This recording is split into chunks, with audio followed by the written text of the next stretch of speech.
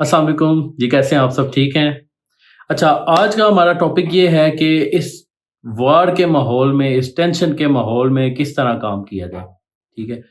تو سب سے امپورٹنٹ بات یہ ہے کہ جب اس طرح کا ماحول ہوتا ہے، جب جیسے کہ ایران اور یو ایس کی وار چل رہی ہے، تو اس میں کوئی بھی ٹیکنیکل فنڈامنٹل کچھ بھی کام نہیں کرتا، صرف کام کرتی ہے نیوز، یا پھر کوئی کہہ لو کہ رومرز وغیرہ چل رہے ہوں، تو بس اسی بیسس پہ کام ہو رہا ہوتا ہے۔ آپ کے کمپنیز کے فنڈامنٹلز ٹیکنیکل وہاں کے وہاں رہ جاتے ہیں، یہاں پہ ٹرمپ صاحب ایک بیان دیتے ہیں اور یہاں پہ اسٹاک مارکیٹ کا بیڑا غرق ہو جاتا ہے۔ تو اس ٹینشن کے ماحول میں کام کرنے کا سب سے بیسٹ اور آسان وے یہ ہے کہ آپ کو اسٹاکس کی کچھ فنڈامنٹل انفارمیشن پلس کچھ ٹیکنیکل انفارمیشن اور پلس کچھ نیوز کے بارے میں ہمیشہ پتہ ہونا چاہیے، جس کی بیسس پہ آپ ان ڈیسیژنس کو لے رہے ہوں گے کہ آپ نے اسٹاکس کو کب بائی کرنا ہے اور کب سیل کرنا ہے۔ فار ایگزامپل کہ آپ نے کسی بھی اسٹاک کی ایک فنڈامنٹل ویلیو دیکھ لینی ہے کہ فار ایگزامپل اس کی بک ویلیو ہے لیٹ سے 30 روپیز، فار ایگزامپل کوئی پینی شیئر ہے اور 30 روپیز اس کی بک ویلیو ہے، ٹھیک ہے؟ چلو بی او پی کی ہم مثال لے لیتے ہیں۔ بی او پی کا شیئر اس ٹائم تقریباً 34 روپیز کے درمیان ٹریڈ کر رہا ہوتا ہے۔ اب اس کی بک ویلیو 31 روپیز ہے، ٹھیک ہے؟ اور بک ویلیو سے نیچے اگر آپ کو کوئی شیئر مل جاتا ہے تو سمجھ لیں کہ وہ انڈر ویلیو ہے، اور وہ اس ویلیو تک 100% پہنچے گا، اور بلکہ اس سے اوپر بھی جائے گا جو اس کی فیئر ویلیو بنتی ہے، وہاں تک وہ لازمی جائے گا جب یہ وارز اور یہ ٹینشن کے حالات تھوڑے سے بہتر ہو جائیں گے، ٹھیک ہے؟ فار ایگزامپل اب بی او پی آپ لیتے ہیں 31 کے راؤنڈ اباؤٹ جو اس کی بک ویلیو ہے، ٹھیک ہے؟ تو آپ کو اس چیز کی شورٹی ہوگی کہ یہ کبھی بھی آپ کو اس طرح لاس نہیں کرائے گا۔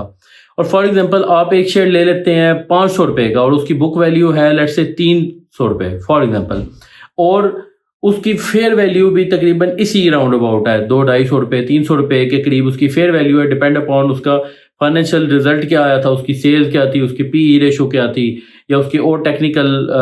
جو اس کی اور فنڈامنٹل ٹرم تھیں ان پہ کیا ویلیوز اس کی آ رہی تھی۔ تو آپ نے اگر ایک ایسا شیئر اٹھا لیا جو بہت ہی زیادہ اوور ویلیو تھا، ٹھیک ہے، تو پھر آپ کو اس میں ہر وقت اس چیز کا رسک رہے گا کہ وہ کبھی بھی اپنے ویلیو سے نیچے گر سکتا ہے، کبھی بھی اس میں سیلنگ آ سکتی ہے، کوئی وہاں پہ کوئی بیڈ نیوز آ جاتی ہے مارکیٹ کے اگینسٹ، کوئی اور انفلیشن کے ریٹ انکریز ہو جاتے ہیں، کوئی فار ایگزامپل جو انٹرسٹ ریٹ ہے وہ مزید بڑھنا شروع ہو جاتے ہیں، تو پھر آپ کے جو اسٹاک مارکیٹ ہے ان میں سے پیسہ لوگ نکال کے بینکس اور باقی جگہوں پہ پراپرٹی اور بینک اور ان جگہوں پہ پارک کر دیتے ہیں پیسہ، تو پھر کیا ہوتا ہے کہ آپ کی اسٹاک مارکیٹ گریجولی نیچے آنا شروع ہو جاتی ہے، اور آپ نے جو شیئر ہائی ویلیو پہ لیے ہوتے ہیں وہ الٹیمیٹلی آپ کو لاس کروانا شروع کر دیتے ہیں۔ بٹ اگر آپ نے کوئی ایسے شیئر ایک ایسے اچھے ٹائم پہ بائی کیے تھے جب وہ اپنے فیئر ویلیو اور اپنی بک ویلیو سے بھی نیچے ٹریڈ کر رہے تھے، تو وہ آپ کے پاس ایک بیسٹ ٹائم ہوتا ہے ان شیئرز کو بائی کر کے ایکومولیٹ کرنے کا، تاکہ جب بھی کوئی ریلی اسٹارٹ ہو، کب گڈ نیوز آئے، تو سب سے پہلے وہ شیئرز جو اچھے فنڈامنٹلی اسٹرانگ کمپنیز ہیں لیکن وہ اپنی جو ہے بک ویلیو کے قریب ٹریڈ کر رہے ہوتے ہیں، وہ فوراً سے بڑھ کے اپنی فیئر ویلیو کی طرف چلتے ہیں اور اپنے ریسنٹ جو پاس ہائیز ہوتے ہیں ان کو جا کے ٹیسٹ کرتے ہیں۔ تو یہ چیز آپ نے سب سے زیادہ نوٹ کر کے رکھنی ہے۔ سیکنڈلی یہ تو چلو ہو گئی اس کی فنڈامنٹلی بات۔ اب سیکنڈلی یہ کہ آپ نے اس کے ٹیکنیکلی بھی اس کے پرائس ایکشن اور پرائس چارٹ کو مد نظر رکھنا ہے کہ فار ایگزامپل جب مارکیٹ تھی 1,91,000 پہ تو اس شیئر کی کیا ویلیو تھی، اب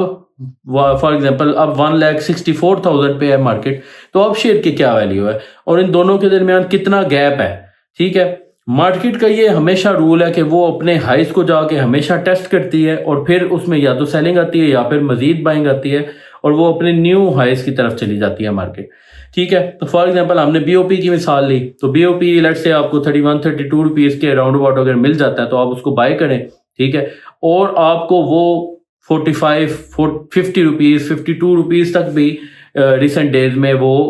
ریلی کروا سکتا ہے جب وہ یہ تمام حالات بہتر ہو جائیں گے، کیونکہ کمپنی کے رزلٹ اچھے آ رہے ہیں، اس کی فنڈامنٹلی اسٹرانگ ہے، پلس اگر ٹیکنیکل چارٹس کی ہم بات کریں تو ٹیکنیکلی بھی اس کی کچھ جو ریزسٹنس ایریاز ہیں جیسے 38 روپیز پھر 42 روپیز پھر 45، تو یہ بہت امپورٹنٹ لیولز ہیں، اور جن کو کراس کرنے کے بعد اس کی فیئر ویلیو اور ان ساری چیزوں کو اگر اکومولیٹ کر کے ہم بات کریں تو آنے والے ٹائم میں جب مارکیٹ بڑھنا سٹارٹ ہوں گی تو ایسے شیئر سب سے پہلے بڑھتے ہیں. ٹھیک ہے. اسی طرح ہم مختلف یہ اچھا میں آپ کو ڈسکلیمر دے دوں کہ یہ کوئی بھی بائی اینڈ سیل کال نہیں ہے, جسٹ لرننگ کے طور پہ میں ویڈیوز بنا رہا ہوں آپ کو سکھانے کے لیے, تاکہ آپ فیوچر میں کوئی اسٹاک خریدتے ہیں, کوئی اس کا اگر ڈیسیژن لیتے ہیں تو آپ کو پتہ ہونا چاہیے کہ آپ ایک شیئر کو کس وقت بائی کر رہے ہیں اور آپ نے کب تک اس کو ہولڈ کرنا ہے اور کس لیول پہ جا کے آپ نے پوزیشن کو ہلکی کرنا ہے اور سیل آؤٹ بھی کرنا ہے اس کو,